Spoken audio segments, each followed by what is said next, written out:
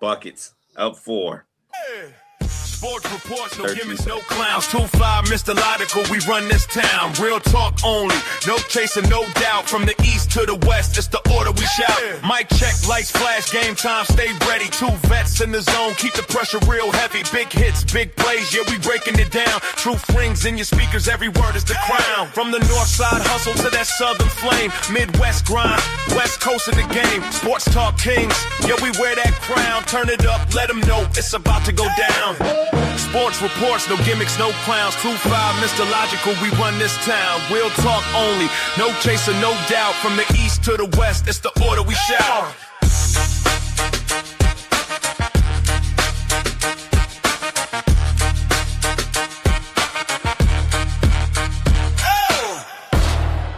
It's about to go down. Yes. And it was told to me on good authority back in the 1770s, there was a saying, and it went like this: the madness is coming. The madness is coming. Ladies and gentlemen, the madness is here. This is Sports Reports' Order. You are listening to the sounds. He is the one and only world famous, world renowned, Mr. Logical. I am your unorthodox statistician down here in the Alamo. I go by the name of 2-5. We are everywhere that you get your podcast. So like, review, subscribe, share, rate, do all the free things, do all the good things. Liquid Death in hand. And also check out Say Less, Say More. But while we're at it tonight, we're going to get into these brackets. We're going to pick a national champion. And then we're going to up the ante. I'll see your college basketball. And we're going to make World Series picks too. So tonight is picks, and more picks. So let's get right to it, Mr. Logical. So, we talked about this a few weeks ago. Yeah, I know I look distracted over here, but the game is on. Well, we talked about this a few weeks ago, right? March Madness, yeah. What do you look for when you're filling out your bracket? And, so one of the things I brought up was these stinky Arizona Wildcats trick everybody every year. Iowa State tricks me every year, and as I was looking at this bracket, there were a lot of teams that I looked at and I said to myself, if only you were in a different region. I looked at Illinois and I was like, ooh, you could be a sleeper final. Never mind. Then I looked at Wisconsin. I've been high on Wisconsin the last couple of weeks. They won at Purdue. They beat Michigan State. They beat Illinois twice. And then I go, oh, damn, they might have to play Arkansas in the second round. So this bracket is nuts. I do think the committee got it right. I don't like Miami of Ohio being in the first 4. But I'm happy that they're in the field, period. So, Mr. Logical, was there anything that stood out to you when you first took a glance at the bracket? Yeah. The play-in, the 16 versus 16 and 11 versus 11, those 8, I don't like that matchup at all. I think if you're an 11 seed, you should be in. You should be playing for your life ahead of everybody else. If you're an 11 seed, you should be playing before 14, 13, 12 seed.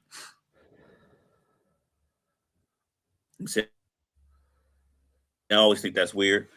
I think that's a little unfair. But for the most part, I think they got it right.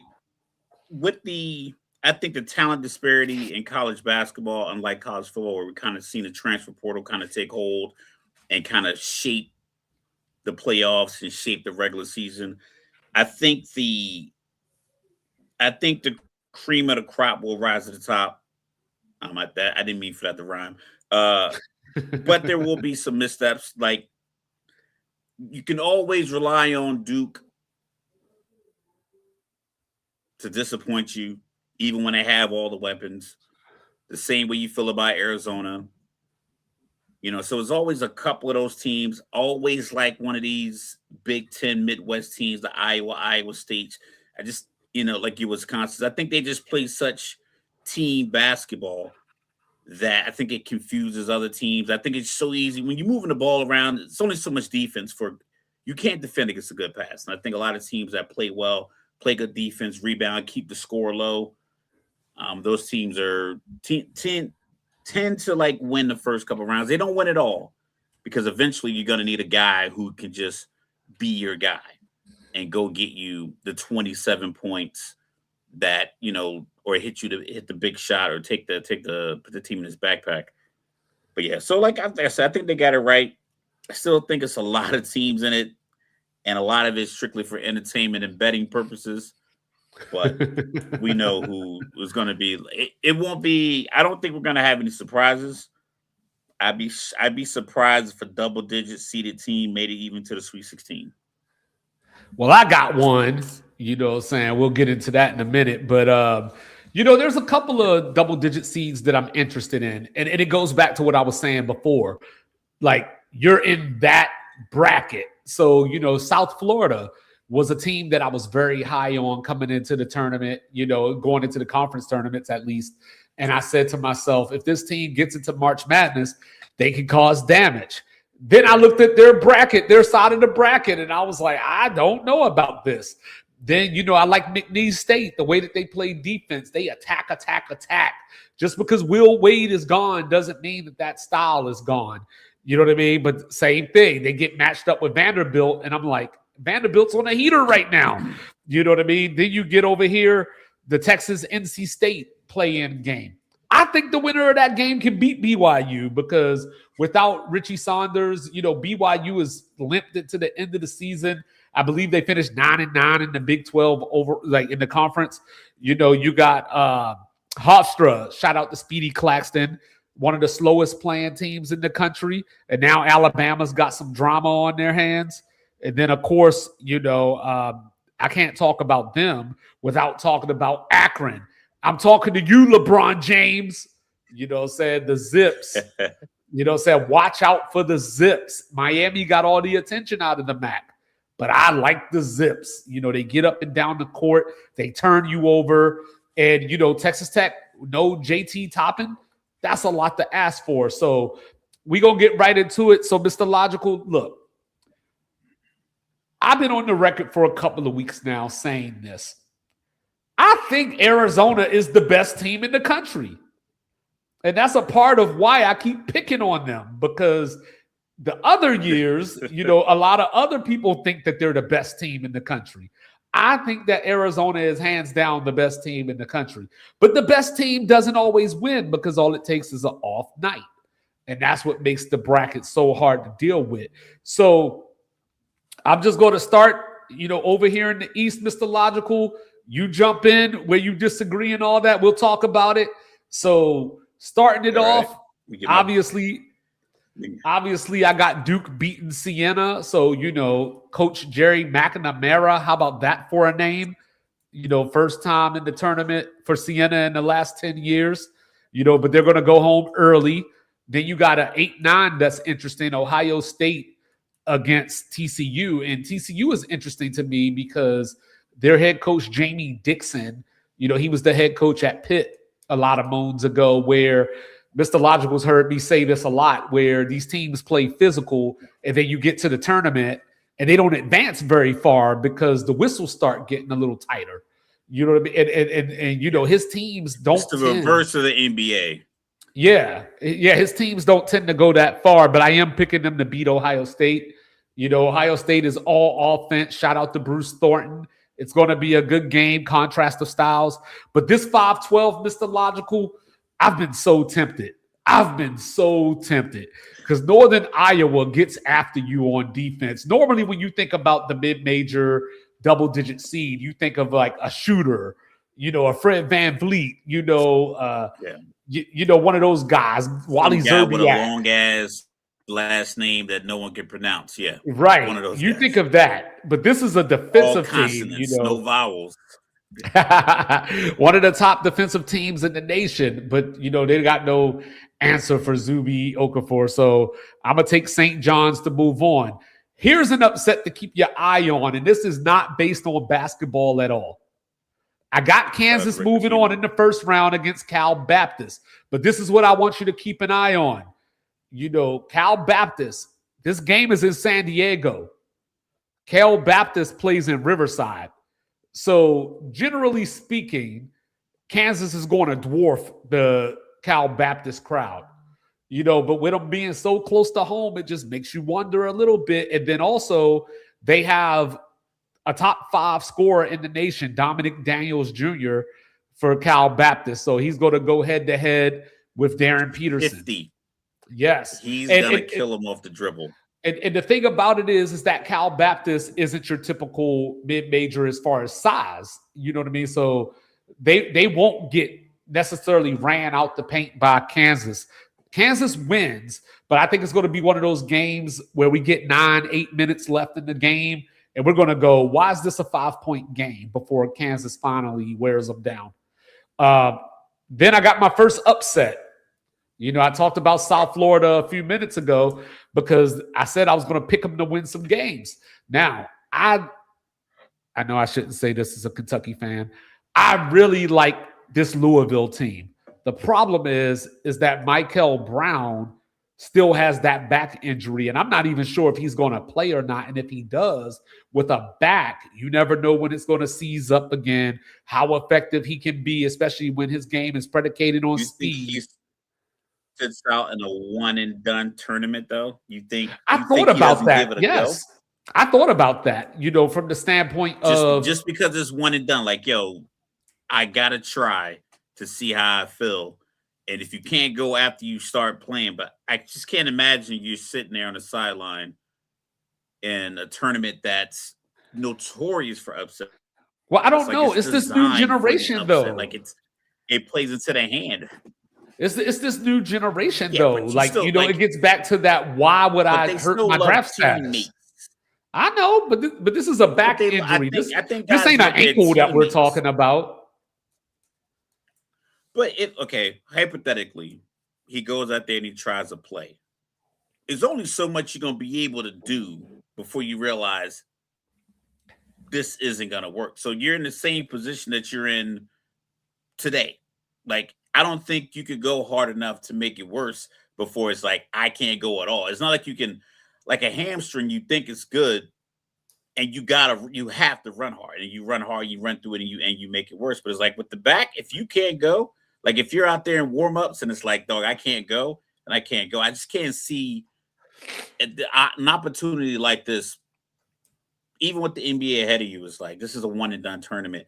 I can't even rest on the fact that I'm going to be good. And because the first couple of rounds is like they'll play today, or whenever they play, the first rounds are Thursday, Friday, then Saturday, Sunday, and then they get Thursday, Friday next week. So you don't play Thursday. It's no guarantee you're good Saturday. So I would more likely expect. No, I think you might see Thursday. I think you might see some performative, like you might see him out on the court trying to give it a go, half-assed, and then we get a report saying that he can't go. I think that's a possibility. Michigan State, I got them over the Bison. UCF, I got another double digit here. UCLA is one of these weird teams. Same thing. Beat Purdue, beat Michigan State in the Big Ten tournament a couple of days ago, but they'll lose to anybody. You know what I mean? So I'm going with Coach Johnny Dawkins at UCF. And then in that 215, Furman had a lot of injuries to start this season. They are a lot better than your typical 15 seed. They also fall into that Cal Baptist where they got height. So this ain't a matchup where UConn is just going to overpower them and outscore them 60-20 in the paint or something like that.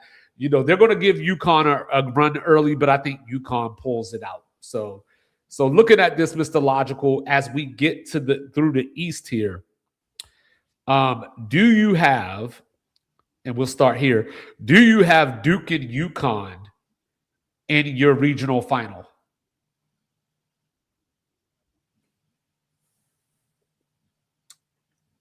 I do not. Okay, tell me more. I don't have Duke or UConn. Okay, let's hear it. I don't think it's a talent piece. I just feel Granted, I know I'm facts over feelings kind of guy, but now we're just projecting, we're just guessing. Duke just fumbles.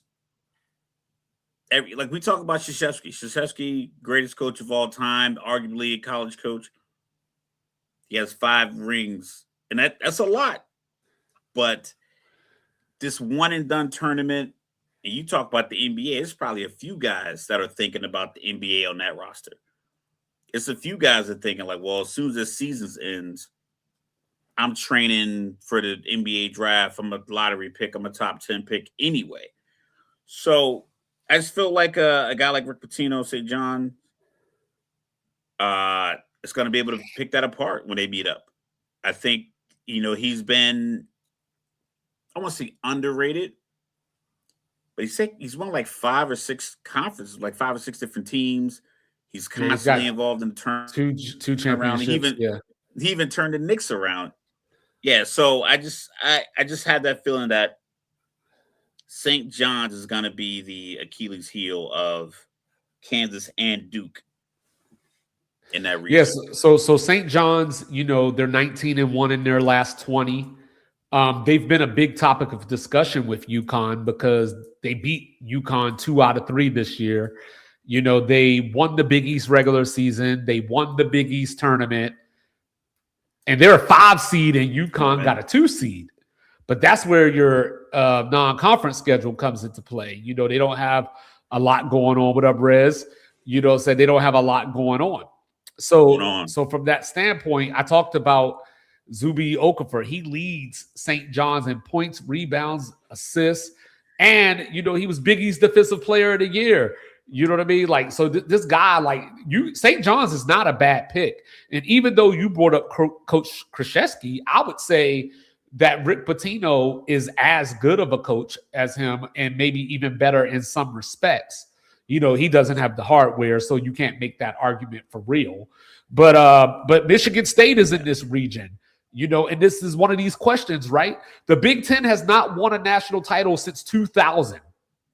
And that was Tom Izzo's only title. So, I got Michigan State losing to UConn. I got UConn and Duke in my regional final. So I got Duke taking out St. John's. I had South Florida in the first round, but losing to Michigan State. But don't be surprised if they beat Michigan State. And then I got UConn over Duke going to the Final Four. So Caleb Foster, we're going to see if he plays in the tournament or not. If he doesn't play, Duke still has talent. No slander. Duke still has talent, obviously. But he's a big loss from an experience standpoint, settling down the team standpoint. Isaiah Evans has been playing great this season, but the biggest problem is Patrick Gamba being gone in the paint. If he can't get back, he should be back.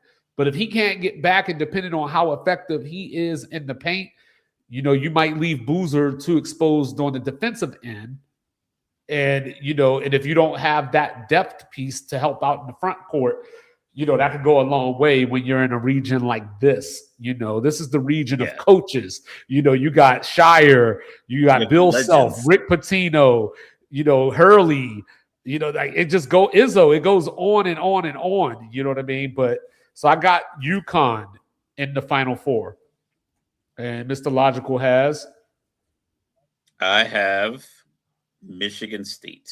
Michigan State. All right. So then let's go to the South. What I'm saying? As a Southerner, this is my favorite region probably, but, what I'm saying? Let's get into this. So we got the defending national champion, Florida Gator.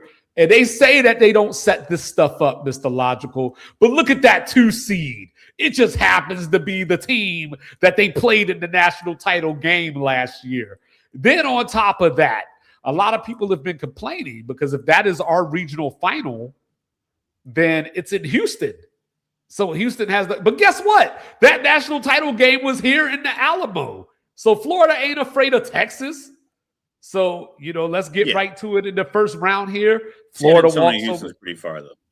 It's 3 hours, what I'm saying? But, Florida, gets out the first round, obviously. I got Iowa over Clemson in I think this is going to be an offensive battle. I saw the over-under at about 130. I like that. So I'm taking the over in that one. I am a Southerner, sir. Geography will teach you about the Mason-Dixon line, and I know you know better than that. You know what I mean? Then we got Vanderbilt and McNeese. You know, I was just talking about this. I'm about to contradict myself. So we saw Vanderbilt smack Florida around just on Saturday in the SEC semifinals. Vanderbilt has been up and down all year, but they're a very good team. And when the shots are falling, you can fall. But I'm going with McNeese in that defense that I was talking about a few minutes ago. So I'm taking McNeese as my 12 over a 5 here. Then you got Nebraska. Yeah, then you got Nebraska and Troy. Shout out to the Cornhusker, the newest Cornhusker right here. Now, this is the thing, Mr. Logical. Nebraska is the one power conference team that has never won an NCAA tournament game.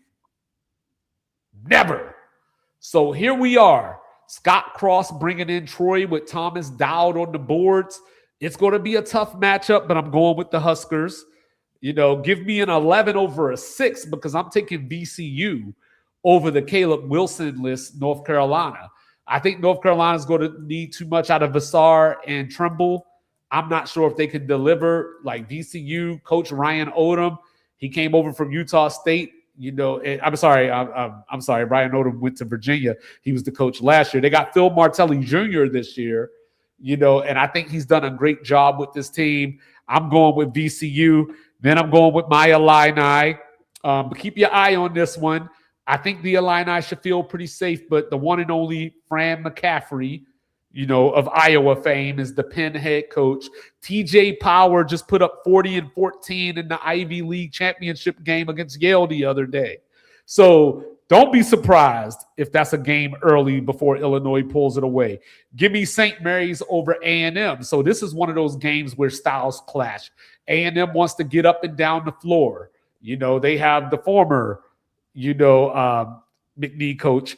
And, say you got St. Mary's who plays very slow. But the key here is if it's a close game late, St. Mary's leads the nation in free throw percentage. So if this game is going to be decided on the line, I like St. Mary's. And then I got Houston big time over Idaho. I saw the line at 23. I don't think that's big enough. So, Mr. Logical. 23, yeah, that's huge. What you got for me in the South? Who's your regional final? Who's your upset, if there's any? I think you and I agree pretty much down the line. I even picked VCU over North Carolina. So ironic, North Carolina doesn't have a player of the year in college basketball, which is weird. Well, he got hurt. I got Houston. Yeah, I got Houston coming out of the South region. I think they're consistent. I think Calvin Sampson does a great job of keeping those guys. They play aggressively. Like I said, I think it's hard to repeat as champion. So Florida, I got Vanderbilt taking them out. So I got Vanderbilt and Houston. I know you got Vanderbilt losing in the first round. So this is how different, one decision changes everything. Right. But for the most part, I went pretty chalk with this, other than the VCU pick.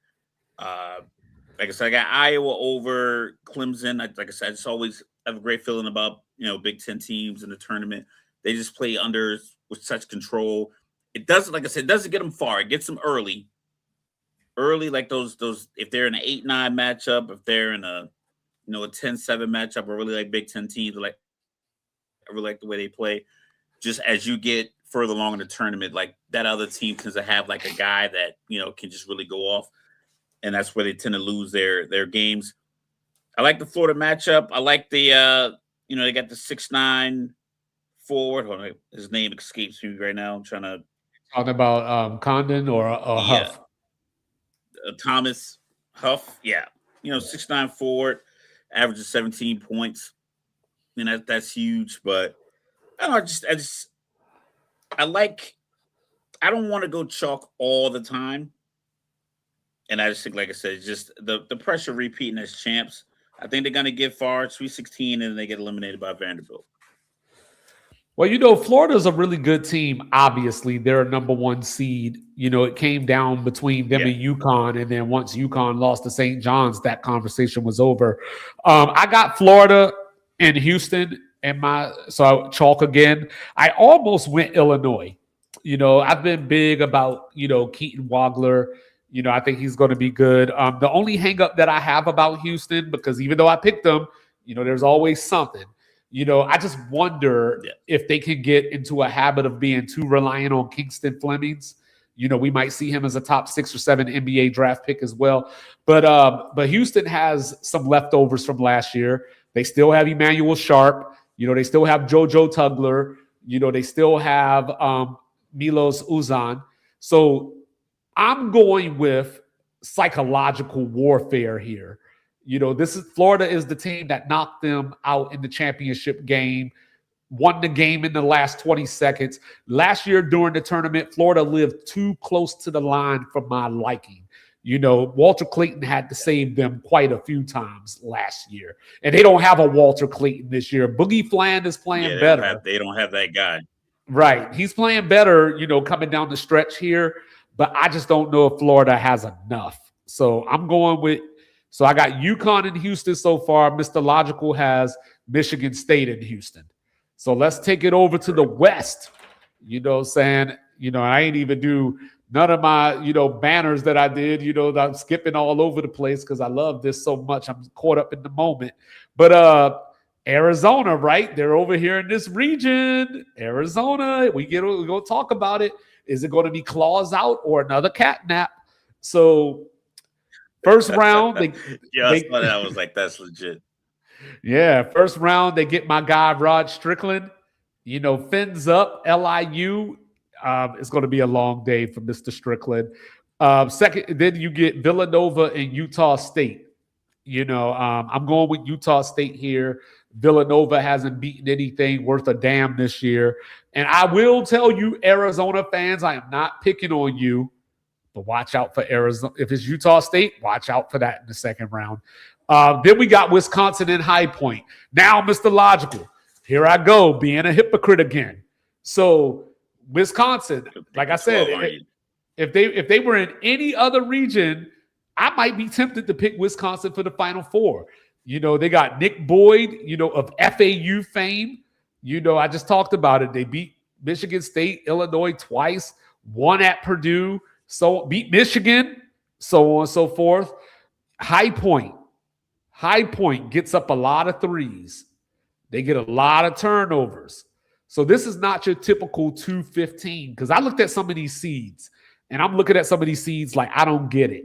You know what I mean? I don't think High Point's a 15. I don't think Furman's a 15.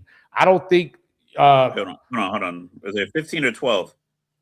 I'm sorry, 12 point. I'm sorry, I read that backwards. My bad. Okay, I read that backwards. Sure, yeah. That was some dyslexia right there. 15, yeah. You know what I mean? Yeah. So High Point is live to win this game. So I just want to put that out there. I'm not picking them, but they are live to win this game. Then you got Arkansas and Hawaii. Hawaii is going to be in for a long day because all I've been hearing for the past 2 weeks is no switch. What does that mean? That means Hawaii just plays straight up defense. No switching. Who I got is who I got. So number one, Darius Acuff. That's going to be a problem for you all. And is that going to change it? No switching, right? If this guy keeps, because you can't keep doing the same thing expecting different results. This guy's proven to be a dynamic scorer. It says the first player in the SEC to lead them in points and assists is Pete Maravich. So you can have that philosophy of no switching, man to man, mano a mano. But if Mano gets 2 fouls early in the first half, Mano's gonna have to come out. You got to put somebody else in. So, like I said, Mike Tyson, everybody got planned till they get punched in the mouth. Yeah, and I will see your Pete Maravich, and I will raise you that Trae Young is the only player that has more 30 and 10 games as a freshman, 30 points and 10 assists as a freshman than Darius Acuff. You know what I mean? Then every time I watch Arkansas play, I love Billy Richmond just a little bit more. he's the guy as far as Acuff is the best player on the team, but I think Richmond has that we go as I go kind of attitude going on. Brazil had a great game against Vanderbilt the other day on the boards. Malik Thomas. So I'm looking forward to that second round matchup with Wisconsin, the backcourt matchup, but then we got the 11. I got another 11, Texas against NC State. I'm taking Texas, but then I'm taking Texas to send the leading scorer in the nation home. AJ DeBonta is no longer welcome here. You're going home in the first round. So I got Texas, advancing there. And then you got Gonzaga and Kennesaw. Give me Gonzaga. Missouri, Miami. Now, this is one of those games, Mr. Logical. It's a 7-10 matchup. So you would think to yourselves, these teams are pretty even. And then you go, why the hell is the 10 seed get to play in St. Louis? So this is a glorified home game for Mizzou against Miami, but I'm going with Miami anyway. And then Purdue over Queens, big time there. So, all right, Mr. Logical. So walk me through this region. Any upsets? Who's your regional final? Who's going to the Final Four? So your BYU pick, I'm a Texas and NC State. No matter who draws that short straw, I think BYU sends them home. Okay. Picking Villanova, I'm a local guy. They're right down the block. And just turn your back on the Beehive. Why don't you? Listen, Villanova might be offering a scholarship to my son this week. So I got to go with them. I rock with Utah State. I love Logan, Utah. Great views, but head over heart sometimes. But this time it's heart over head. I like your 12-5, talking points. But we used to get more of these when we didn't see all these teams on TV and we didn't know everything about them. Now I think the seeding sometimes is kind of formality. If you got like a Texas A&M at 12 and they're playing an unexpected 5, then okay, that's a little different. But when you have some of these small schools get up to 12, the 12-5 matchup used to have a lot of upset, alert, gambling, bracket, office pool. Like you're like, I'm going to pull a couple of these and we'll get a couple of these 13-4s. It seems to kind of gone by the wayside in recent years, especially with, the age of college players just kind of being able to play for longer and these bigger programs being able to keep these guys longer. Like Gonzaga, they're just Mr. Consistency. They don't, like I said, they don't win it all, but they're consistently just great in the tournament. They just play smart basketball.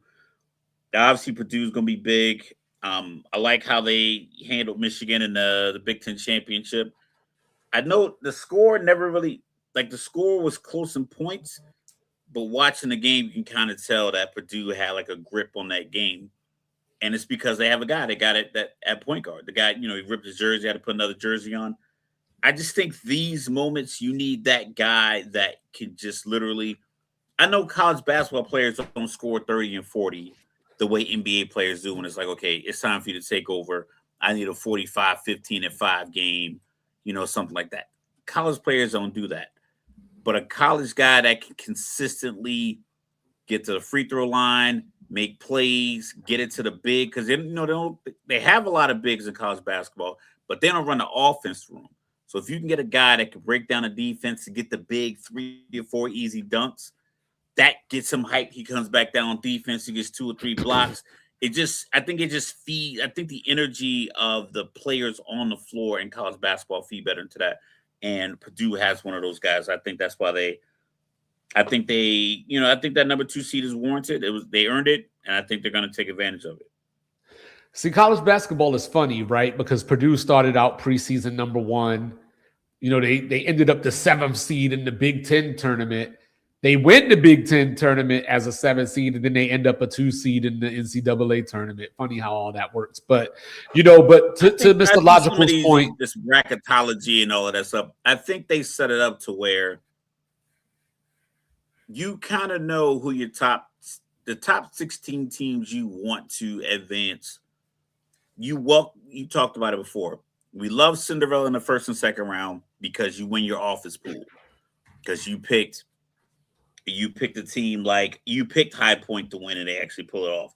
Or you pick Akron to beat Texas Tech, and now you're a handful of points ahead of your office pool, and you're gonna win that $200 fucking grand thing. But after that, we want Duke, Michigan State, North Carolina. We want the blue blood schools in the Sweet 16. And I think the committee wants the same thing because the excitement is for the non-basketball fan is the first two rounds. If you haven't watched that much college basketball, the first two rounds, those first 4 days are the most exciting you get. The committee is like, we got to get the best teams in so we can get the biggest basketball markets in. So that's why Purdue probably moved from 7 in the Big Ten tournament to 2. But also, back to Purdue for one more quick second. Braden Smith in this game against Queens, he just needs 2 assists to pass Bobby Hurley as the all-time NCAA leader. So shout out to him, But a lot of people I've seen have this Arizona-Purdue Elite 8.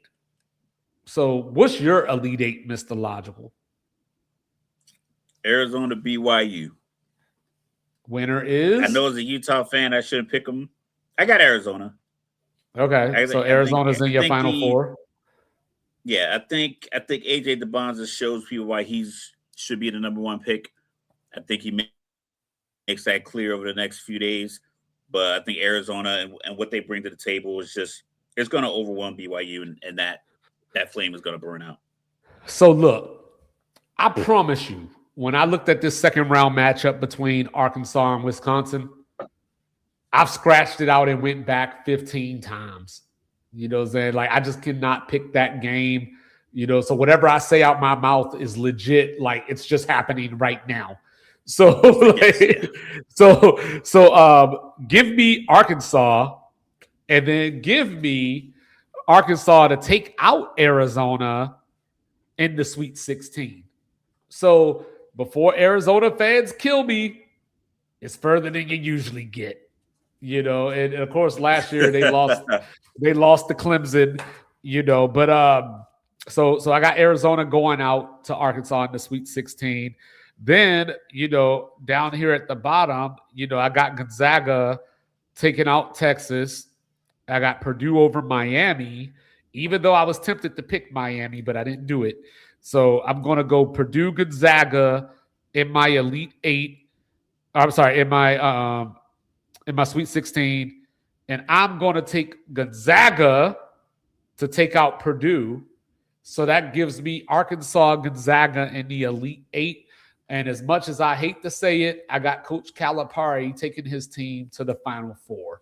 Now, I don't know how much I trust Coach Cal, but I just like this team. That's another thing. That's another one of those tournament staples of Calipari's team tend to get eliminated a round earlier than they should.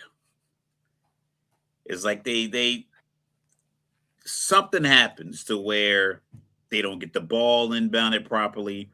They don't defend properly on the other side.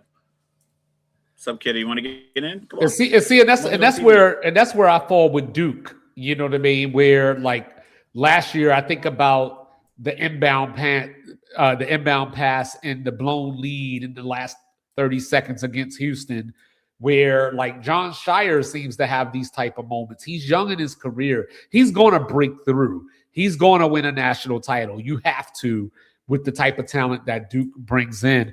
But Arizona, like I said earlier, I think Arizona is the best team in the country. I like Koa Pete a lot. He missed a couple of games. Arizona looked a little shaky. But when it comes down to it, there's some guys that you just cringe if you're the other team and you see the ball in their hands. Arizona has that guy, Jaden Bradley. I've liked him for the last 2 years, but he is the killer, Big 12 player of the year, even though a lot of people look at it and go, He don't got no big numbers. Why he the player of the year? Because he's the man in crunch time. He makes the plays. But I think Darius Acuff is just going to be a little bit too much for him. So let's take it over to the Midwest, or as I like to call it, Big Ten country.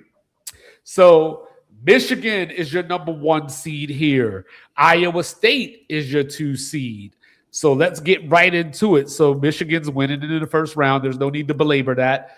I got Georgia over St. Louis. You know, Kareem Abdul-Jabbar finally made it to the NCAA tournament. You know, like we are here now, you know, and I'm excited. You know, they started out 24-1 this year, but then they went 4-4 to close out after that. So, you know, in a couple of those games, they got their pants put down and left with red bottoms.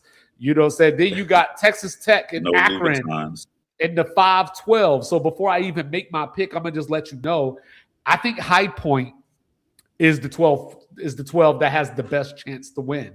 Even though I didn't pick them, I think they're the one with the best chance to win.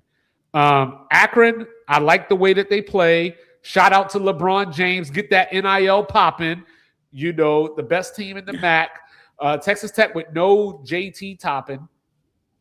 You know, we got to see how injured Christian is, you know what I mean, for Texas Tech, their guard, their star guard, how hurt he is. I think Akron's just going to run him up and down the court. Then you got the drama, because at 13 seed, you got my guy, and this is the truth, I'm not making this up, one of my favorite traditional point guards, Speedy Claxton, leading the Hofstra Pride against Alabama, who's got all the drama going on this week. Second leading scorer, Aiden Holloway, busted for marijuana. You know, apparently he got stopped in his car. They decided to go, I don't know how they decided to search his house.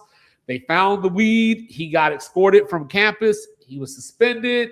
I've seen rumors saying he still might play. I don't know. But this is what I'm going to say about it, Mr. Logical. A lot of weed. It says like 2.1 pounds of weed. But I don't know how they got to his house, but yeah, it's best to not travel with illegal substances in your car. Just throwing it out there, fellas. So for you NBA draft fans out there, for you NBA draft fans out there, Alabama's got a guard by the name of LeBaron, not LeBron, LeBaron Philon. You know what I'm saying? Keep your eyes on him. Now, Mr. Logical, Alabama is one of the teams that if you told me you had Alabama going to the Elite Eight, I disagree with you, but I wouldn't think you were crazy, because they're just one of these teams. They shoot 35 threes a game. You know, granted, they only hit about 35% of them, but they've been known to run a team or two out of the gym. You know, they just don't have that Grant Nelson type figure this year. But watch out for Latrell Wrightsell. I like him too. But I'm going with Hofstra, you know what I'm saying? So this is my crazy bracket where I got the 12-13. Yeah, I got the 12-13 second round matchup. And just to let y'all know, I do have Akron in my Sweet 16. Then, you know, where it gets real interesting, you got Tennessee down at 6. And you know how I feel about Rick Barnes and that stank-ass Tennessee offense. You know, I do like Native Mint. They do get on the boards. But tomorrow night, we're going to have a barn burner. Or as JR would say, it's going to be a slobber knocker, King. We got SMU against Miami, Ohio. Miami, Ohio. So SMU is a 7-point favorite in that game. You know what I'm saying? I think I like Miami head coach Travis Steele. His name is in some Butler rumors. He went to Butler. Watch out for that. But, you know, but I think Miami, at least for one game, is motivated of people been saying we don't belong. You know, we went 31-0, and people were saying if we lose a game, we're not going to get in. So they lost that game. And it wasn't even to Akron. They lost to UMass. And people said, no, they still don't belong in, because look at that schedule. Look, damn it, 31-1 is 31-1, okay? Now, they're in Dayton, so you get 31 wins is 31 wins. Yeah, they still got to play their way in. So you get your wish. You know what I'm saying? So I got Miami of Ohio beating SMU. I got them beating Tennessee. But then it stops there because Virginia UVA, the Cavaliers, the Wahoos. They got a guy named Ugana Onyeso. Shot blocking extraordinaire, second in the nation. You know why that makes me sick? Because he was on Kentucky's roster last year. So Virginia is one of those teams, right? I believe they're 27-5, but they're another team that doesn't have any real wins for us to point to and go, you're an elite team. So a team could beat Virginia, but I'm a ride with Virginia. The other thing here, Virginia has lost 2 games since January 14th. Both of them to Duke. So do with that what you will. You know what I mean? And by the way, I forgot to mention earlier, Mr. Logical, High Point currently has the nation's longest winning streak at 14 games. So there you go. Pick a winner. But, so Virginia's going to dominate Wright State in the post. Then you get to that 7-10 matchup that I want to tear my eyes out from. So you got Santa Clara making the NCAA tournament for the first time since Steve Nash. And what happened, Mr. Logical? Steve Nash beat Arizona in the NCAA. Upset. So you got Santa Clara, one of these teams that takes a lot of threes. Kentucky, watch out. That's all I'm going to say. I'm going to go with my Wildcats. I'm going to go with them, but I am not confident at all. Give me Iowa State, of course. So, Mr. Logical, I ended up with Michigan and Virginia as my Elite Eight, with Michigan. I'm sorry. Michigan, Iowa State. Yeah. There you go. Michigan. Yeah, there you go. Michigan, Virginia. And then I got Michigan moving on to the Final Four. I got Michigan, Iowa State. I think Michigan's big. Mara 7'3". He moves like he's 6'9". Very fluid in the paint, and he's a great passer. He's looking to pass. Like you can see when he gets the ball, he sticks his hand up there. I think it says something like a 8-foot wingspan. It's something ridiculous like that. So he gets the ball, and he's looking to pass. Another European player that tends to play the game the right way because, listen, a guy cutting to the hoop, getting a perfectly timed pass, you're almost guaranteed either he gets fouled or he gets an easy layup. And I think he looks for plays like that. And I think the Michigan bigs and the Michigan guards cut off of that because you got to defend him because he's so good with the ball in his hand around the rim. So I like Michigan in this region. Like I said, I went chalk again. I got them in Iowa State. But I do have Santa Clara beating Kentucky. Okay. I got Miami of I Ohio. can't even be mad about it. Beating Tennessee. I got Miami of Ohio beating Tennessee just because I think they winning at that point, it'd be 32 games by the time they play against Tennessee. Make it 33. Just go out there and show the people, like, hey, we play basketball up here too. Yes, our schedule wasn't great. We try to play a lot of these teams. We have the Freedom of Information Act from that the report. His name escapes me as well. That they try to play some other teams didn't want to play them. So go out there, take the opportunity, get a couple of victories. You're going to lose the UVA, but you're going to be able to use it as a recruiting tool to get more players next year. Like I said, I like the Santa Clara matchup. I just think that's my – I didn't want to go too crazy with upsets, but that was mine. So I guess this is technically probably my crazy bracket because I got a 9 over an 8, I got 11 over a 6, and I got a 10 over a 7. But after that, it's pretty much just kind of chalk, aggressiveness. Alabama, I think they beat Texas Tech. But once again, matching up with Michigan and the way that they just kind of run, they literally run players at the rim, getting layups. Mara was pretty dynamic in the paint. Yes, Purdue figured it out, but I like what Michigan's able to do. Yeah, and of course, there's Yaxel Lindenberg, who came into the year thought of as a possible top 10 NBA draft pick. He hasn't been playing like that so much lately. LJ Kaysen out for the season. Then you got, at the end of the bench, you got Howard Isley Jr., if you want to feel old. He doesn't play very much. I just felt like saying that name. Then you got Cadeau in the backcourt. So Michigan has been putting it on teams this year. Now, I've been saying this all year. I love Michigan. You know why? Their head coach has Final Four experience. Head coach Dusty May. He was the author of that Florida Atlantic Final Four run a couple of years ago that everyone besides me was upset about. So yeah, I got Michigan over Virginia. So that gives me a Final Four furious about that.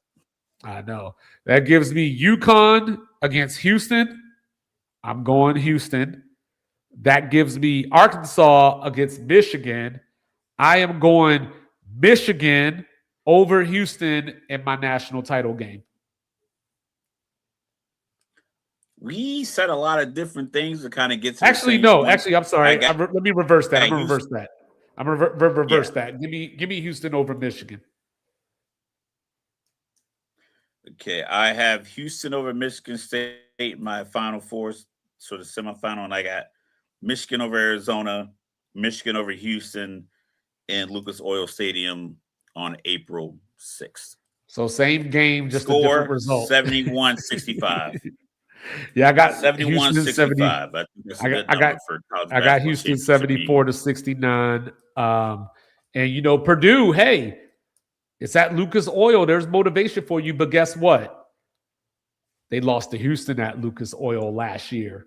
On that play, that inbound play, at the end of the game. So there is perfectly your March designed Madness inbound play.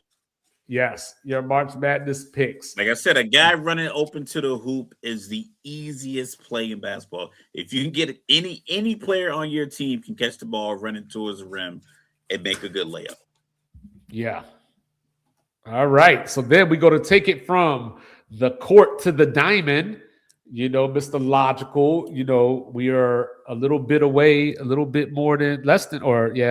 more than a week away from opening day. Baseball is here. So what I'm going to do is we're going to give our division champs and playoff picks, and then we'll just talk it out. So I'll go first. So in the American League, I have the Blue Jays winning the East, the Tigers winning the Central, and the Mariners winning the West. And then my wild cards are the Yankees, Red Sox, and Rangers. We only have one difference. What's that? I got the same division winners, wild card, Yankees, Red Sox, Orioles. Okay. I like that pick. Yeah, There's so reason for that pretty pick. much the entire AL East is in the playoffs. Yeah, we'll get into it, but I like it. I know.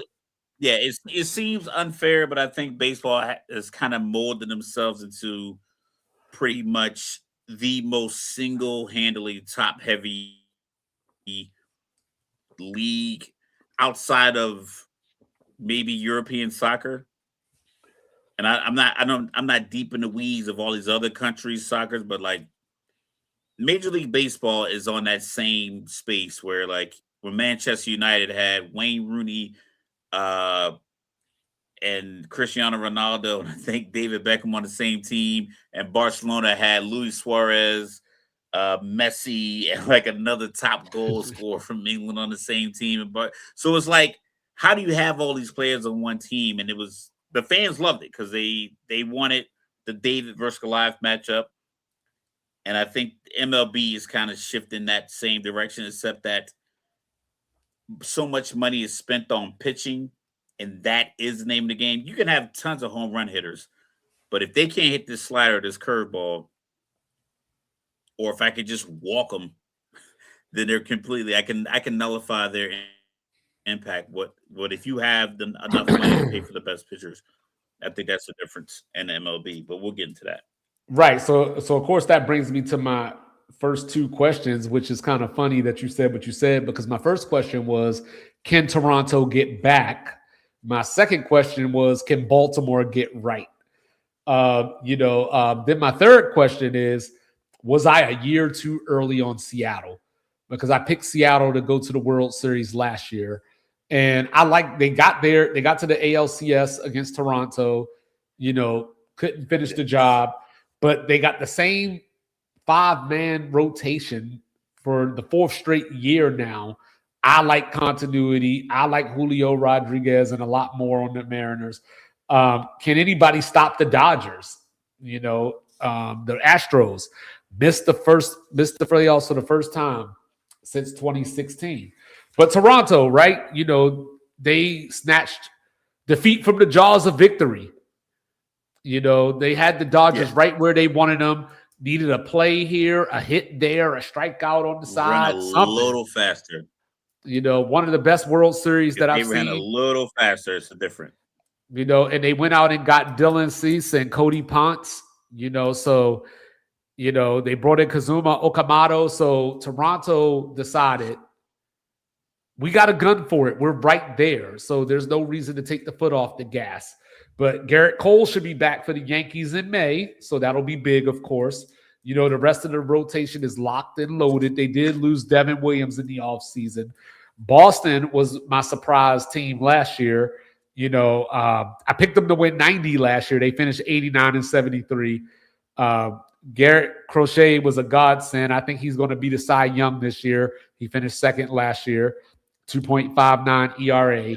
Aroldis Chapman is another year older. But last year, he had his career low, 1.17 ERA. Don't sleep on the Red Sox. And then, of course, there's Roman Anthony. He came out. He was an ageless wonder. Yes, he came out last year. And this guy is one of those guys that you could look at 5 years down the road, and he's probably one of the faces of the league, 10 years, top 10 player, something along those lines. The Orioles, new owner. They brought in Pete Alonso, 5 years, $155 million. A lot of people talked about how Pete Alonso was starting to decline. Well, you know what? I'll take 38 home runs and 126 RBIs as my decline. And by the way, he led the league in RBIs. Baltimore went and got Shane Baz, to help out with the rotation. He is coming off of Tommy John, the previous year, but Kyle Bradish, is the Tommy John, another Tommy John person. So look, Baltimore last year went through what I like to call 49erism. Said if there was any injury they could have, they found it. If there was anybody that could miss a game, they missed it. So I can't imagine that in a sport like baseball. Football's a little different, right? Like you're constantly banging each other, running into each other, all kinds of collisions, tackling and all this. But in baseball, theoretically, outside of these Tommy John situations, I can't imagine the same team having those type of injuries in back-to-back seasons. It's just a thought. I just think the money that certain teams can throw at bolstering their team, and I get it. I'm with it. We had the conversation last week about college athletes getting paid and salary caps and so forth and so on. It was a really big conversation point on TikTok. I like all the engagement. I just would prefer that you actually engage the commentary instead of saying this guy's an idiot. I can't do anything with that. It doesn't hurt my feelings, but it's like, what am I supposed to say to that? So now I got to come up with some catchy thing to try to get you engaged in conversation again after I already said the thing that was recorded that you didn't pay attention to.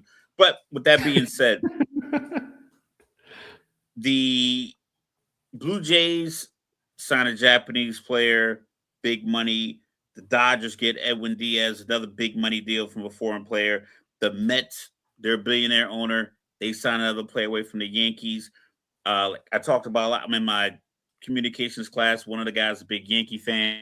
And he talked about how rigid that the Yankees are, that it does kind of stir people away from wanting to be on the team.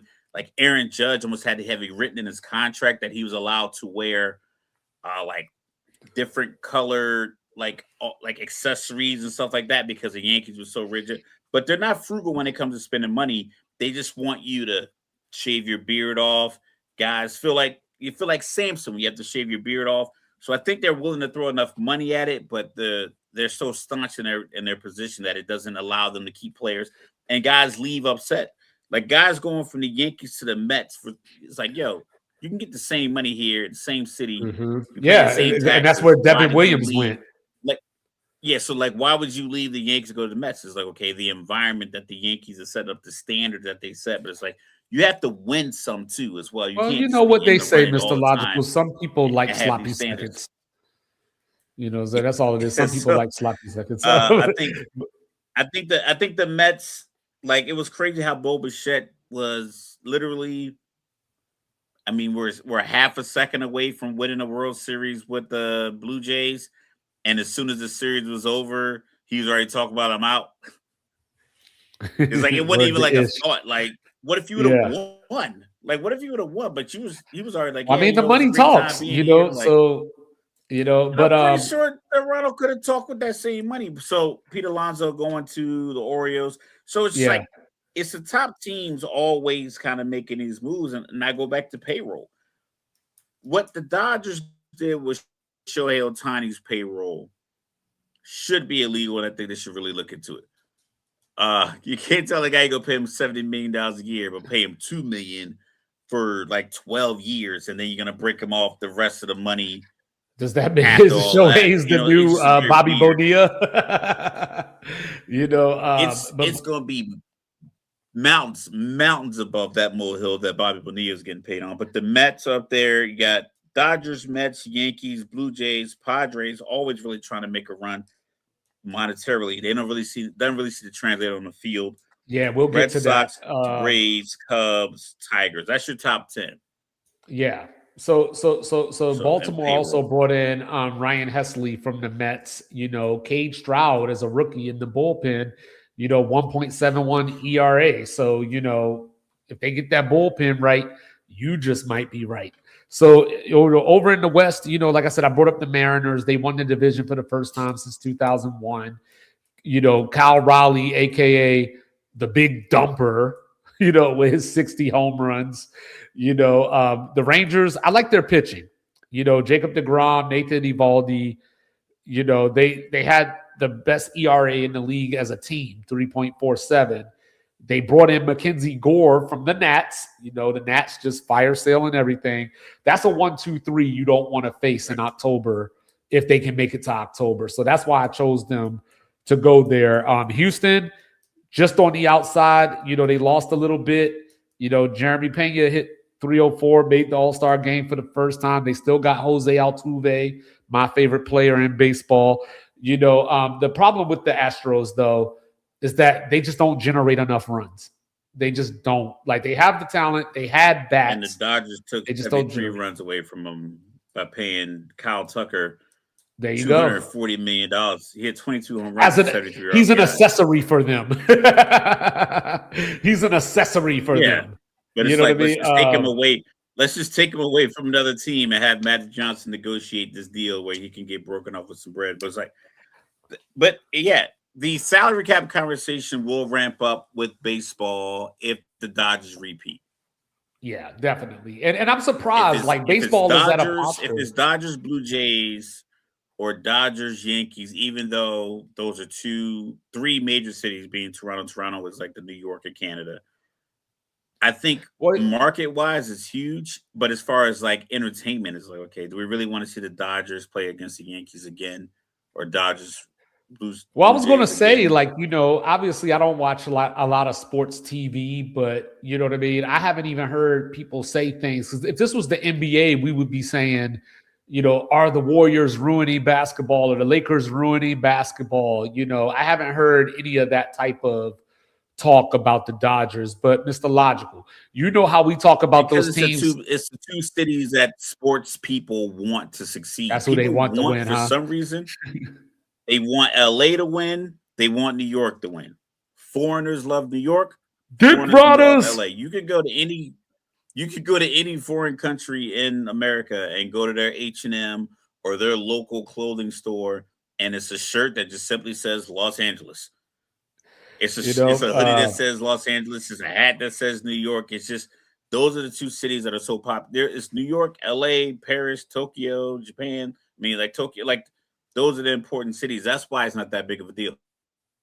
But if it was like Kansas City had like some super billionaire owner, and it was Kansas City and the Rangers and the Cincinnati Reds and the Pirates, and they were dominating with all the salary cap money, people have something to say just because like those markets don't turn the needle the way the rest.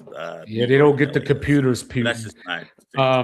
But you know how you look at those teams like a couple of years ago, the Sacramento Kings. They had, De'Aaron Fox, Sabonis, Malik Monk. So they were going to get up and down the court. They were going to shoot out the lights and then light the beam, but they couldn't stop anybody. Let me introduce you to the Sacramento A's. I love this team, man. Lawrence Butler, Brent Rooker, Jacob Wilson, Tyler Soderstrom, who they gave the money to. They had the rookie of the year last year, Nick Kurtz. He went 6 for 6 in a game with 4 home runs last year against Houston. He had 36 home runs, 86 RBIs. Like, this team is going to put up runs. You know what I mean? And the problem is the pitching. They have Luis Severino and Jeffrey Springs, but they need more. They need a bullpen. So I think this is a team that by the time they get to Vegas, they're going to be a force to be reckoned with. Angels, that's enough of that. Tigers, I don't know why they're so bad. It just blows my mind that they're so bad. The Tigers, remember most of last year, the Tigers were head-to-head with the Dodgers in the standings. Like they were on a collision course, best records in baseball, sort of like the Detroit Pistons, if you will. But they went and got Framber Valdez. They got Justin Verlander back. Jack Flattery's back. Schoolball's in a contract year. So as Joe Budden would say, let the gunshots blow. You know what I'm saying? But one of my surprise teams this year, Mr. Logical, the Kansas City Royals. They have Bobby Witt Jr., Seth Lugo they brought in. He's the Cy Young runner-up 2 years ago. They brought in Cole Raggins. I think this is a team they're going to be on the lookout for. They led the league in total hits last year. The Guardians, they have 2 pitchers, Big B and Gavin Williams, that you don't want to see in the postseason. The problem is they aren't going to get to the postseason. The White Sox, lost 100 games at least for the last 3 years. It's over. They're only going to lose 95 this year. They got a couple of guys that I like, Shane Smith, Munetaka Murakami. So from him, I'm looking for consistency. I'm looking for 25 to 28 home runs because I think they're going to finish ahead. So not last place. They're going to finish ahead of the Twins, who have nothing but Pablo Lopez, Joe Ryan, and Byron Buxton. Now, the thing about Byron Buxton, he was good. I got Twins losing 100 games. Yeah. And I like Byron Buxton a lot, but he's only played 130 games once in his career. He did play 126 last year. So, Mr. Logical, with all that being said, who is your American League champion?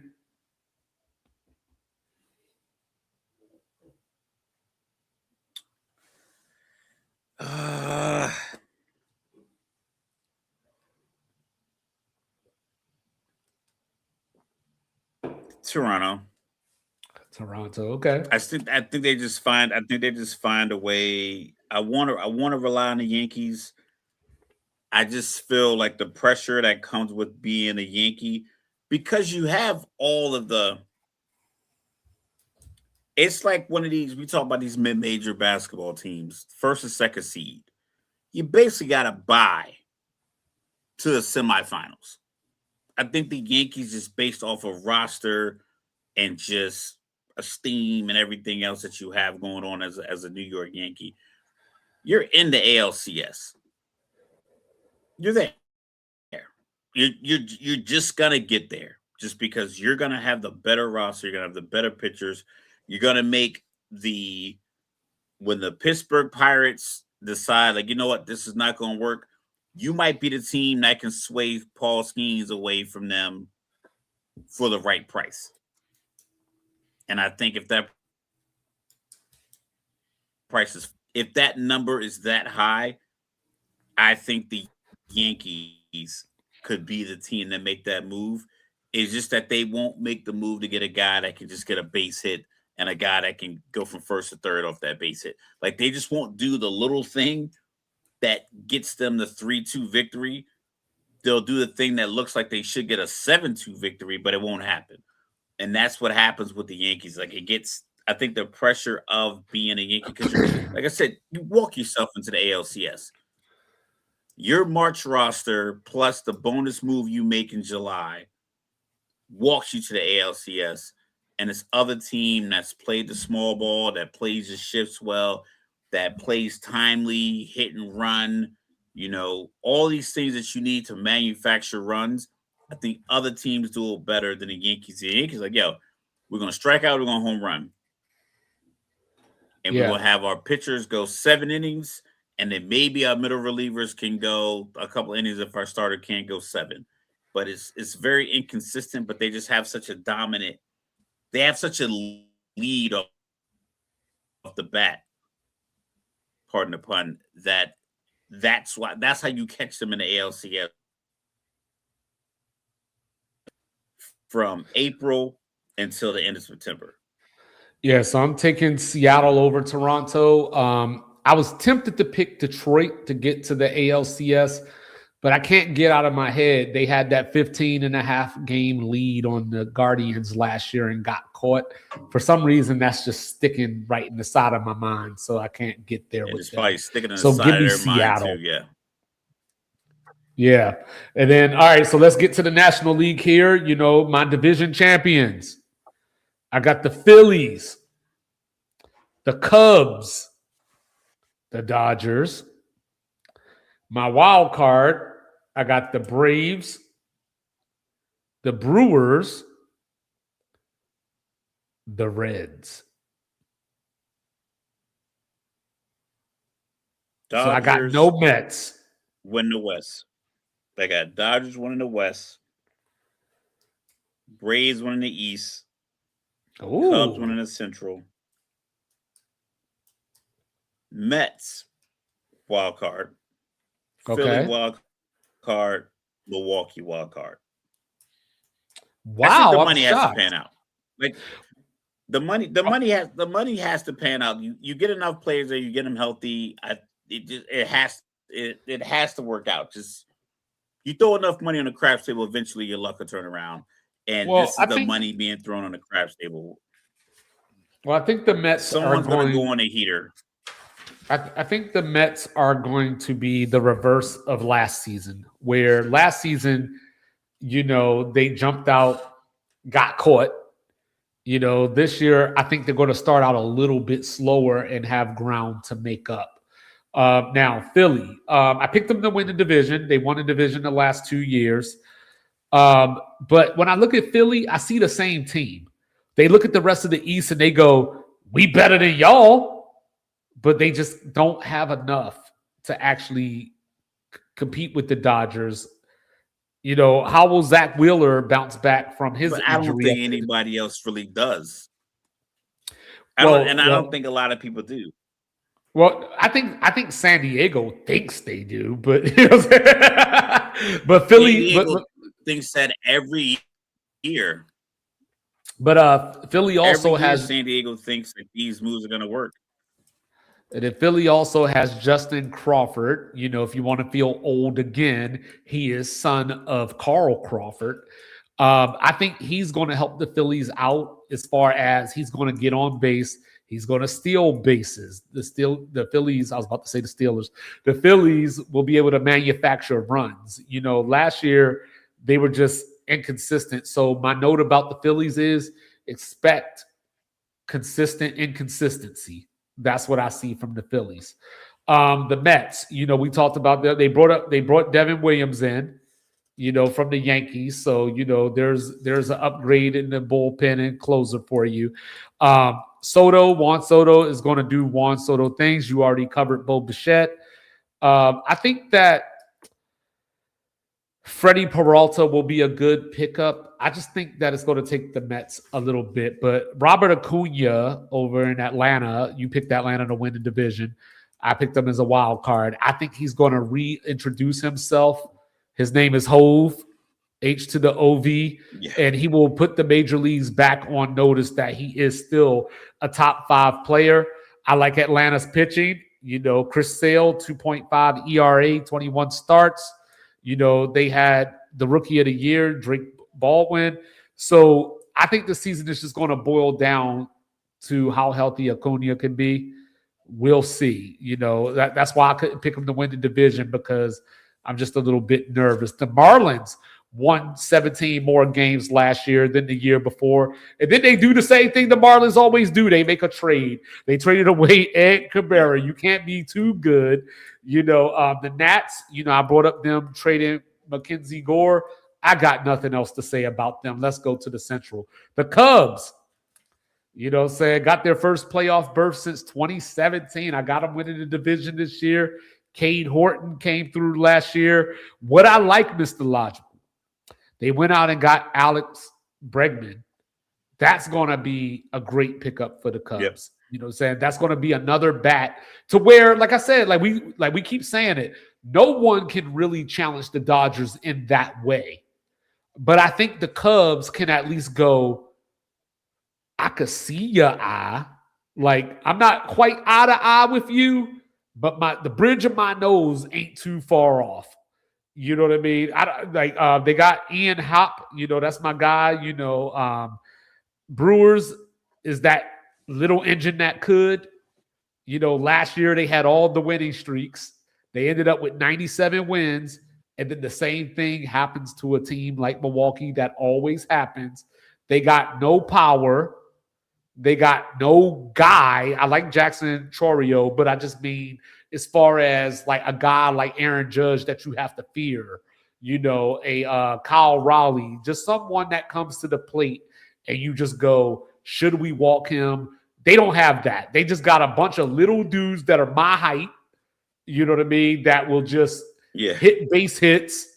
You know what I mean? They might hit a grounder to the shortstop and outrun you, but they just don't have enough come postseason. But sometimes that's what you need. Like, I always feel like the National League, I've always felt like this. I used to play baseball as a younger kid.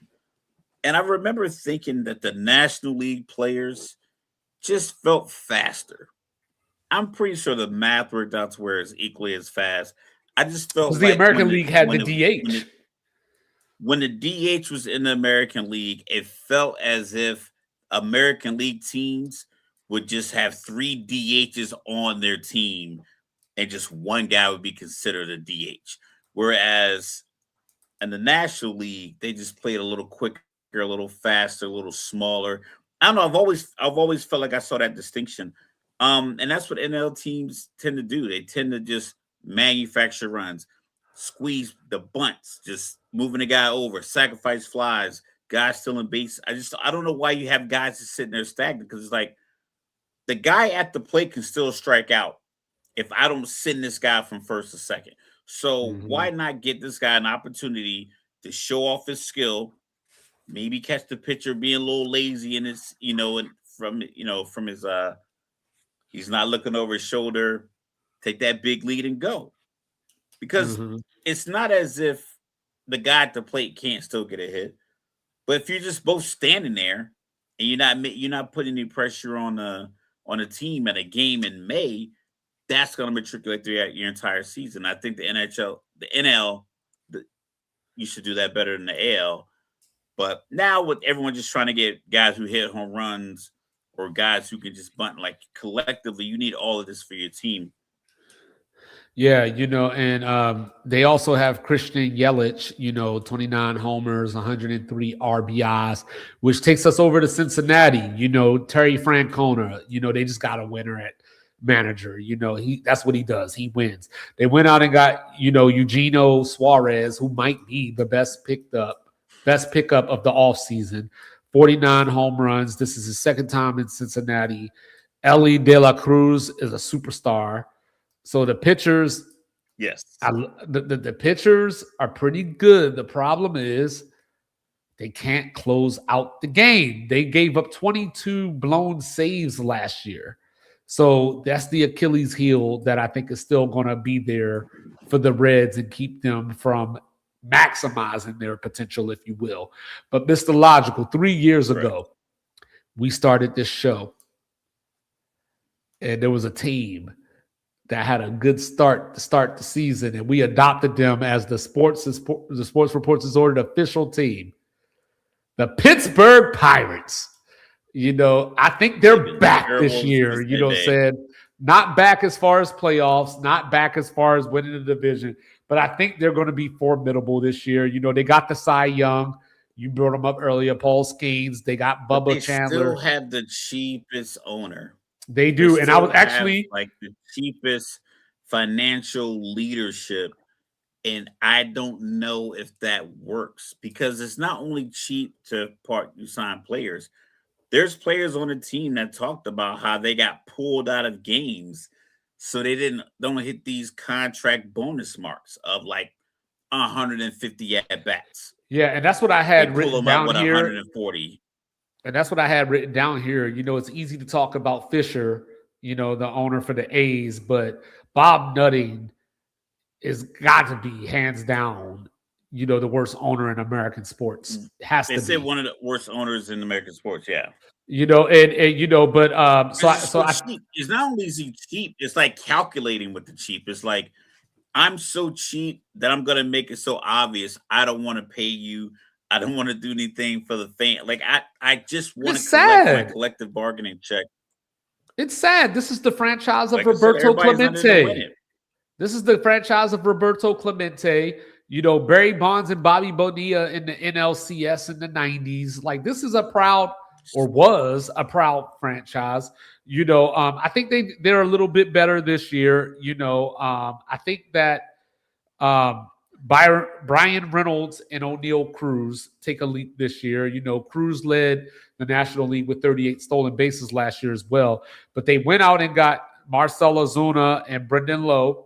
So I think the Pirates will be a little bit better offensively. And they don't need to be much better because you remember they were out here losing games 3-1, 2-1. You know what I mean? Just get the 4 and you give yourself a chance. Yeah. Said, no, not Mark Davis. Paul Skeen if you give Paul Skeen, it was something like 3 runs. Stop hating on the Raiders. I think 3 runs and his entire win-loss thing was completely different. Yeah. Like he was getting probably like the worst run support of a Cy Young level starting pitcher. No, so I think Mark Davis, Chris, I think that he's not a great owner by any means, but I think that Mark Davis wants to win. He just makes the wrong decisions. But he's an ill-advised owner. I don't think he has the right board of the Yeah, I mean, like any other team, he has too much power. Like yeah, he does. And that's the thing about it, right? Like, obviously Pete Carroll is old. You know what I mean? But to go get a guy like Pete Carroll, he wanted to win. He went out and got Geno Smith, who was coming off of his best season. He drafted Ashton Genty. So he's trying. They're just not a good team right now. But it's not because of neglect. I'll put it like that. Lack of effort. Yeah, the Pittsburgh owner is like neglecting glaring areas that require funding and neglecting the fans on top of that. Pay more for the players, make the fan experience better. Is like overall, like Mark Davis didn't watch games at the stadium that year. It was COVID because he was like, if the fans can't watch games inside of here, I'm not going to watch games. So he's in tune with the fans. It just, I think, because he makes the ultimate final decision, that's the problem. Whereas the Pittsburgh owner won't make the final decision to make the team better. He'll make the final decision to make his profit better. Right. And then you got the Cardinals. The Cardinals are taking it back to the farm. They're bottoming out. I think they're going to bottom out this year and try to go forward from there. They have one of the better farm systems in the major leagues. So I don't expect much out of them this year, besides Weatherholt. The last 3 years, the Cardinals have not had one player hit 30 home runs. And speaking of home runs, Mr. Logical, the Pittsburgh Pirates finished last in the league in home runs. How many home runs do you think they hit less than the next team? So they finished last. All right. So number 29, how many last. home runs do you think they had more than the Pirates? Yeah, the Rockies got a bad ownership too, and I'm about to get to them in a second. 80? No, man, that's crazy. 31. Oh, shit. That's still a lot. I know, but not 80s. Jesus. You know what I mean? All right, so let's take it to the West. The Dodgers have won the West 12 out of the last 14 years. Mr. Logical talked about it. Kyle Tucker is in tuck, so to speak. 13 out of 15 now. You know what I mean? Look, when I thought of this, as soon as you said it, the first thing that popped into my mind was Jarrett McCain. It was like, we don't even need you.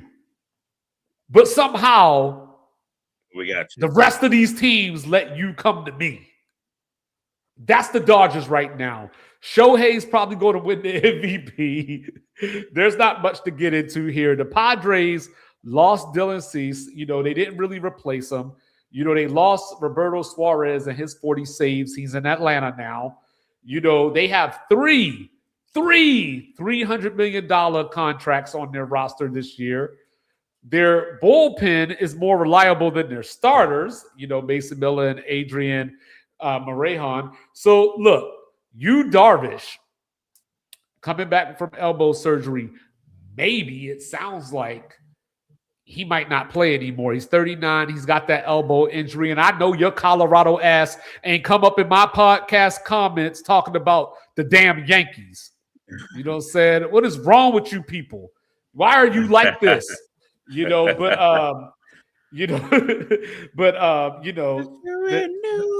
at this point, the Padres have to be tired of being Tom to the Dodgers Jerry. And this year ain't going to be no different. You know what I mean? No different at all. You know what I mean? The Giants is the team that I'm most interested in this year, Mr. Logical. The reason why I'm so interested in the Giants is because they went out and got Tony Vitello. He was the manager at Tennessee. Now, you heard what I said now. The manager at Tennessee. This is the first time in Major League history that a team has hired a college coach that has no MLB experience. Now, there have been position coaches and things like that, but they've generally had Major League experience in some way. But, hey, you know what? He's got credentials. You know, 341 and 131 at Tennessee. He won Tennessee's only College World Series 2 years ago. So I'm here for the ride. He's here for the ride. He even admitted out of his own mouth that he doesn't know if it's going to work out. The Giants finished 81 and 81 last year. That is the perfect thing to say about the Giants, is that they are unspectacularly spectacular. They are mediocre. They are 500. Yeah. You know, we go see. We go see. You know, I'm here for the experiment. So they're projected to be in that same space, 82 and 80 or 81 to 81 again this year. They're just unfortunate that there is the gap between first and second, maybe even the third mixed in there, in each one of these, you know, NL and AL. That gap is getting so wide, and the top three are just pulling so far away, because it's not as if even 3 is dropping back. 3 is up there. It's just unfortunate that 1 and 2 are just so financially secure and so willing to just put, you know, every chip in the middle of the table to win, that you have to just love baseball to continue watching, because you kind of know, we know right now, March 17th, October comes around, it's 4 teams vying for the World Series. Well, you know what it sounds like? It sounds like conversations we used to have about the NBA. That's what this sounds like, where the The NBA same is a 3 to little 4 different teams. but the NBA, Well, it's different you because of the have such a stars more small than the number of market. players that make an impact. Yeah. Yeah. Whereas baseball, you should have a drop off somewhere. Like your starting pitcher and your fifth starter can't be in the top 15 of MLB starters. And then your middle relievers are the best of the middle relievers. And then you have one of the top three closers all on one team. The NBA will have the best scorers, KD, Steph, and Clay on one team. Or Miami, you have some of the most athletic guys when you had LeBron. Chris Bosh was a dynamic kind of unicorn of a player, and D Wade had already won a championship. That happens. But you also didn't have the best six man, the best coach, the best owner, and unlimited money. And that's what these other teams have. Is like they have the best of all the worlds and unlimited money. That's the gap.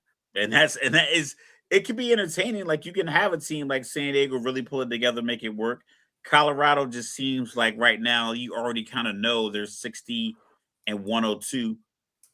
And We'll if that get to doesn't them. happen, Like, you're like, all right, man, that's wild. Like, okay, they made it to 70 and 92. But the expectation is that they're going to be 22 to 25 games under 500. yeah, so the And we know Diamondbacks, that we're having that conversation in March. Yeah. I got them finishing ahead of the Giants. Corbin Carroll's one of my favorite players in the league. He's Mr. 30, 30 home runs, 30 doubles, 30 stolen bases. Geraldo Perdomo, that's another guy, keeping the ship steady along with Chantel Marte. Freudian slip. Yeah. And I mean, don't forget, the Diamondbacks made the World Series just 3 years ago. So it seems like forever ago, but 3 years ago, once they get that bullpen going, they might jump in front of the Padres. But all right, Mr. Logical, since you brought it up, how many games did the Rockies win last year? I didn't research this, so I'm guessing somewhere probably in the area of 67. Mr. Logical, close? The Colorado Rockies won 43 games last season. Jesus Christ. 43 and 119. And they're not going to be much better. I do like Kyle Freeman. I do like Hunter Goodman. He's that Cordell Stewart / great kind stadium, of guy. Great city. Great city, great stadium. Jordan Beck. Great the beer. Colorado Rockies are funny. Like, we talked about the Tampa Bay Buccaneers and how they either sack you or they give up a big play. The Rockies either strike out at the plate and don't strike you out when they're on the mound. You know what I mean? So, like, just one of the worst displays of baseball you could see. But then they went and did something, to Chris's point, they went out and did something stupid, which wouldn't generally surprise you because a team that wins 43 baseball games is probably stupid. So they went out and got Paul DePodesta. Have you heard that name before? I'm unaware of that nomenclature. So he was originally one of the Moneyball dudes, with Billy Beane. He's been around the major leagues for quite some time. But most recently, he was the chief of strategy for the Cleveland Browns. How's that working out? Exactly. The Colorado Rockies are not a serious franchise. I don't know. And, they're in the wrong division to begin with. We talked about this, 3 of the top 10 payrolls in this division. It's going to be long sledded. If the Rockies can win, I'll say 55 games this year, they should just pour cores all over each other because it's going to be a long year. The White Sox are going to leave them in the dust. They might find the Cardinals along the way. But Mr. Logical, who do you have the Dodgers beating in the World Series? I got them beating Toronto. Oh, rematch. Rematch.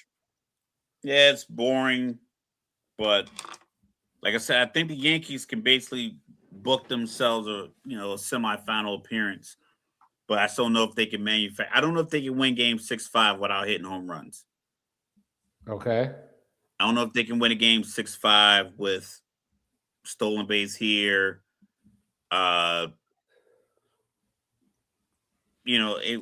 Or just anything like that. I think they need Judge's home runs, and if Judge gets in a slump in the playoffs, it's slim pickings for them. So I think Toronto pulls it off again, and the Dodgers win in 6. All right. So at the start of this conversation, I said that I was a year early. Give me the Mariners over the Dodgers in 7. New champion, new world heavyweight champion of the world, Seattle Mariners. First World Series The title. Dodgers are going to sign 2 Japanese players on May 31st, and we'll be like, where the hell these dudes come from? They're going to give them both $212 million each for 4 years. They're going to need another interpreter. And then it's like, where did these guys come from? Like, oh, yeah, these are the best 2 available Japanese players. That is hilarious. Like that guy that threw the snowball up against the gong, and it was like, how'd you accurately throw a snowball that far and that hard? It's be one of those guys. And it happens every year. Or they'll, like, I had a Phillies fan in my office, shout out to Penrod. He talked about how some of these guys were healthy and they could have come back, and they just let them keep resting and brought them back in July. So it's like, don't worry about playing the first 3 months. Last year I had, and then we're going to bring out fresh arms after the All-Star break. Yeah, last year I had Dodgers over Mariners, but obviously the Mariners couldn't get past the Blue Jays. So this year I got them getting past the Blue Jays. They take down the Dodgers. It can't last forever. It stops here. He is the one and only world famous, world renowned. He is also cool, calm, and collected. He goes by the name of Mr. Logic. Do not, that's me. I repeat, do not bring feelings to a fat fight. And then, of course, down here in the Alamo, it's your unorthodox statistician going left so much you thought I was southpaw. Ronda Rousey trying to get ready for Gina Carano, but she's showing up on AEW. She better get right, or she ain't going to be going left no more, because she ain't going to be able to turn her head anymore. You know what I'm saying? I am 2-5. This is Sports Reports' Order. And oh, by the way, somebody break up the Atlanta Hawks. 10 in a row. Where's this coming from? And, but the East is so crazy that they're still in the same place that they were in when they started the 10-game winning streak. So there's that. And then shout out to my guy, Alex Caruso, for trying to block a shot with a shoe. OKC finds new ways, to up the ante. You ain't never seen nothing like that. Like, review, subscribe, share, rate, do all the free things, do all the good things. Liquid Death in hand. Check us out wherever you get your podcast. Check out Say Less, Say More. We love y'all. See you in a few days. Bang. Sports Reports is ordered. Out.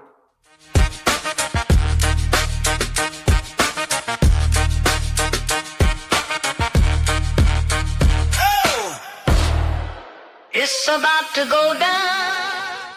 Taking it from the top. Sports reports, no gimmicks, no clowns. 2-5, Mr. Logical, we run this town. Real talk only, no chasing, no doubt. From the east to the west, it's the order we shout. Mic check, lights flash, game time, stay ready. 2 vets in the zone, keep the pressure real heavy. Big hits, big plays, yeah, we breaking it down. Truth rings in your speakers, every word is the crown. From the north side hustle to that southern flame. Midwest grind, west coast of the game. Sports talk kings.